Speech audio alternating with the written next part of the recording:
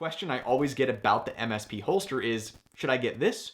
Or should I just get the Axis Elite? Hey everyone, I'm Brett, and welcome to Nightwood Guns. My review of the Tier 1 Concealed Axis Elite a while ago did really well. A lot of you seem to find it very helpful. In fact, a lot of you discovered the channel from that video. So I figured I should probably review the Tier 1 Concealed MSP FLX as well. If throughout this video you want to support the channel, the links in the description below are the place to be. There are a lot of options down there. YouTube treats gun channels very harshly, as I'm sure you know, so if you'd like to see this channel continue to exist, that is the place to go. Now let's hop right into it. The Tier 1 Concealed MSP stands for Modern Samurai Project, which of course is Scott Jedlinski's company. He is the red dot from Concealment Guru. He and Donovan Moore of Point One Tactics are the guys to go to if you want to learn how to run your dot from concealment. And of course, they're tight with the Tier 1 Concealed guys because this is the holster company to go to if you want speed and concealment. If you're a performance kind of person, you want these holsters. So this is the collaboration holster between Tier 1 Concealed and Modern Samurai Project, and it's a holster that is built around a weapon-mounted light. And it comes for the Surefire X300, the Modlight PL350, and the Streamlight TLR1. So pick your poison with a full-size weapon-mounted light, and you can get a holster for it. Now, since it's made around the weapon light, you can take almost any pistol with that weapon light on it and use it in the holster. So as you can see, I have a Bull Armory SAS2 tack here. Fits in there, locks in, good to go. Mixing things up, I have the Smith & Wesson M&P 2.0 competitor with an X300 and fits right in there, good to go. And cranking things up a notch for those of you who are not a little baby sissy girls, a Glock 20 in 10mm with an X300, and it fits right in there. Perfect fit around the weapon light. So this is an extremely versatile holster, and if you have a need for this kind of versatility, then this is really hard to beat. I know for me here at Nightwood Guns, since I'm testing out lots of guns on my channel, it's very difficult for me to buy a holster for every single gun I get. So if I'm running a full size or even a compact pistol that can fit an X300 on there, I can run this. So this has been an absolute godsend for the channel because I can run all of these guns from concealment without having to wait for a lead time or dish out more money for a holster that fits that specific gun. So if you are somebody who carries lots of different guns, you know, from M&Ps, Glocks, Walther PDP, you like to mix it up in a rotation, then this is going to be an excellent option for you. This is also one of those great like end of the world options because any gun that you pick up, you can toss an X300 on there and run it from concealment. Now this holster is the FLX model, and what that means is it has the little sidecar setup with the magazine carrier bungee corded to the holster. But you can get it as a standalone holster, it just, you know, looks like this. That way you can put a separate magazine carrier anywhere else on your body if this doesn't really line up for you.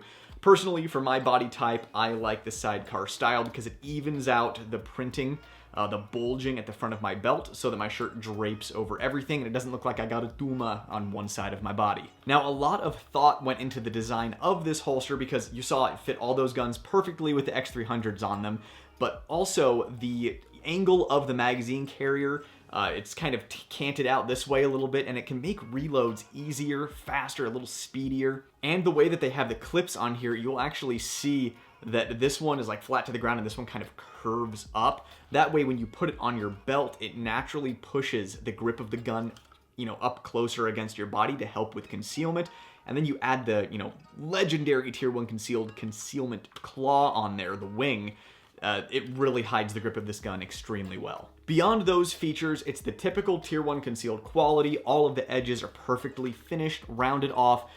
Excellent attention to detail and quality control coming from Tier 1 Concealed. There's a reason their lead times can be a little long, and that is because they do not settle for less than perfection. And if for some reason something slips through the cracks and, you know, they're training a new person, they have incredible customer service and they're eager to help. Now you can get the different sized mag carriers that will fit either, you know, full size 45 or 10mm 2011 mags, standard double stack 9mm and 40 Smith & Wesson mags, and then, you know, like single stack if you're running a 1911. I think they make all those different mag carriers.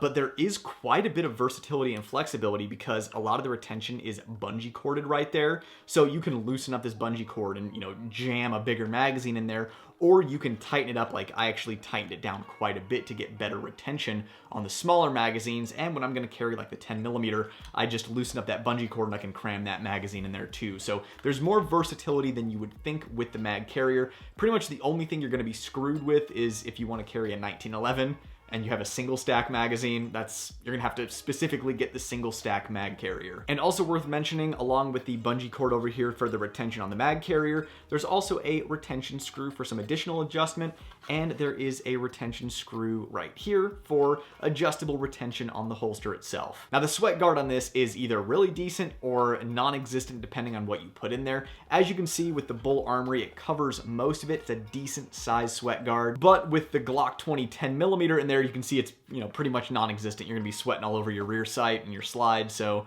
maintain accordingly. But in typical Tier 1 concealed fashion, all of the usual bells and whistles are on this. You have the concealment wing here that you can actually put however many stacks that you want on there. I go full stacks, push that sucker against my belt as hard as I can to push the grip of the gun against my body for concealment. They also have the little bumpalies here.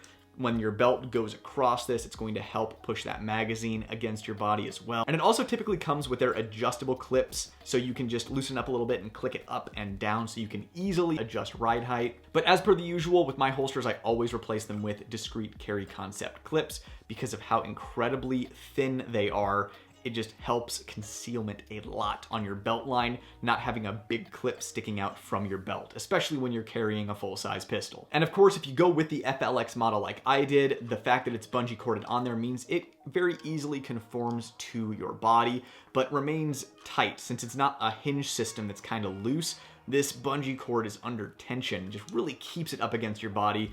Of course, I'm a big fan of this. So if you need that level of versatility and you know that you are capable already of concealing a full-size pistol with an X300, I highly recommend this holster just for the versatility alone. But a question I always get about the MSP holster is, should I get this or should I just get the Axis Elite? And as we hop into this, I'm gonna start talking about some of the cons when it comes to the MSP holster. And of course, maybe why you should rather go with the Axis Elite. So we're gonna see which camp you are going to best fit into. So short answer, I would take the Axis Elite over the MSP holster any day if you do not need that versatility. If you're not somebody who's constantly buying new guns, testing new guns, or you have a carry rotation that revolves around the X300, or if you don't need a doomsday holster that can fit any gun that you come across, then I would just go ahead and get the dedicated Axis Elite for whatever pistol you plan on carrying. Now there are essentially two reasons for that, and they are my two cons for the MSP holster. So with the Axis Elite, they have one clip on the holster and one clip on the mag carrier.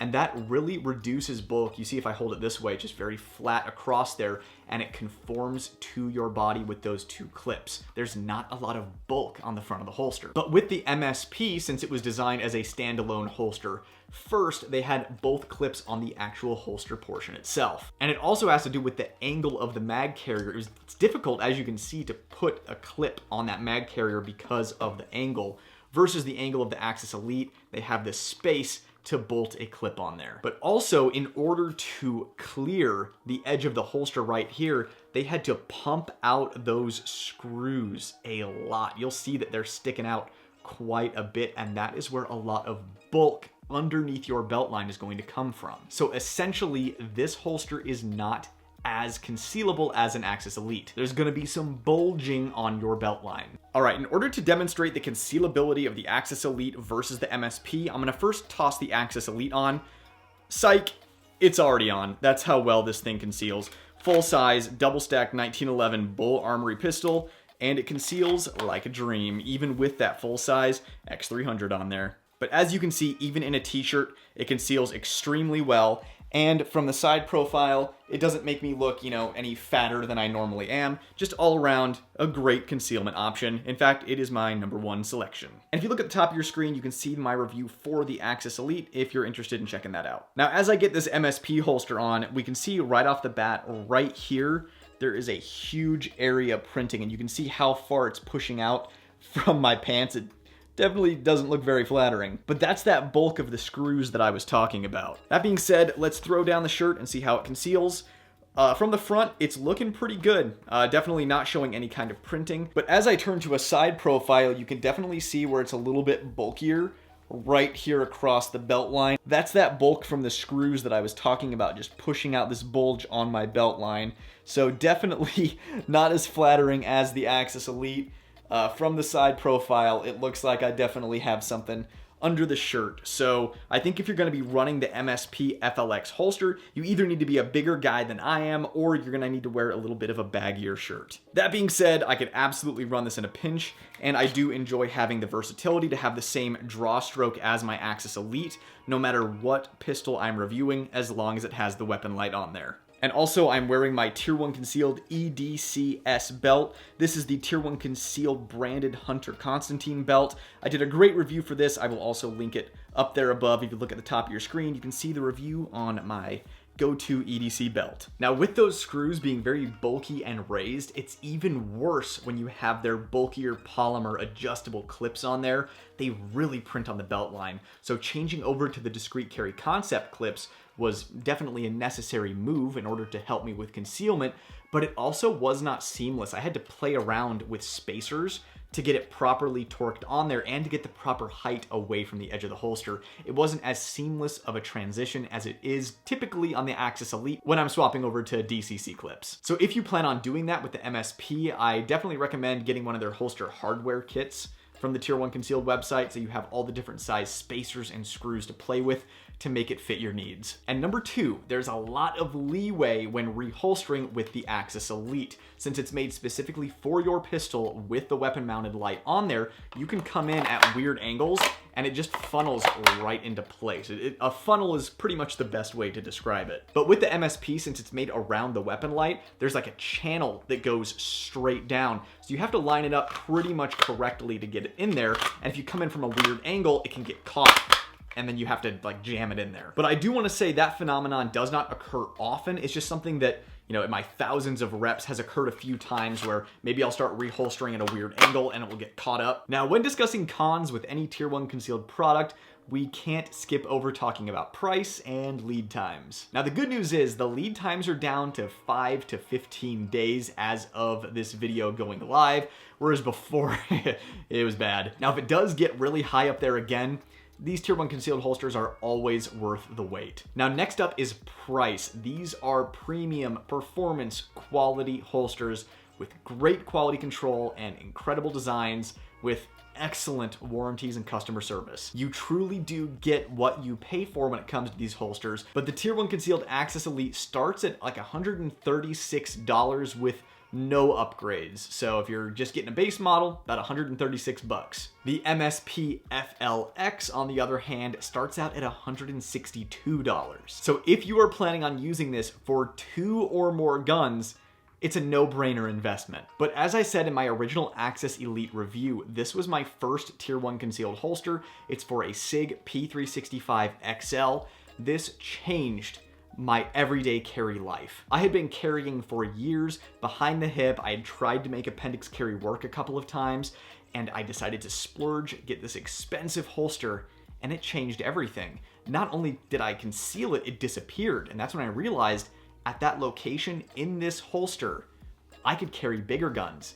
And I just kept working my way up to see how big of a gun I could conceal under a t-shirt, and clearly I made it all the way up to full-size duty and competition pistols with weapon lights. So a big thank you to Tier 1 Concealed for their excellent designs and allowing me to carry a more effective pistol to defend my life. But other than that, the holster is just extremely bulky, right? But that's kind of the territory that you tread when you start carrying guns with full-sized weapon-mounted lights on them. You know what you're getting into. I mean, even the Axis Elite with the X300 is bulky in its own right. So if you're okay dealing with the bulk and the incredible size, jamming this thing in your waistband, then depending on your needs, both of these are great options. But if you do not need that versatility of this holster, then the Axis Elite is still the way to go. Well, I hope you enjoyed today's video, everyone. It was great seeing you guys again, and I'll see you in the next video. I'm Brett, and this was Nightwood Guns. Nightwood out.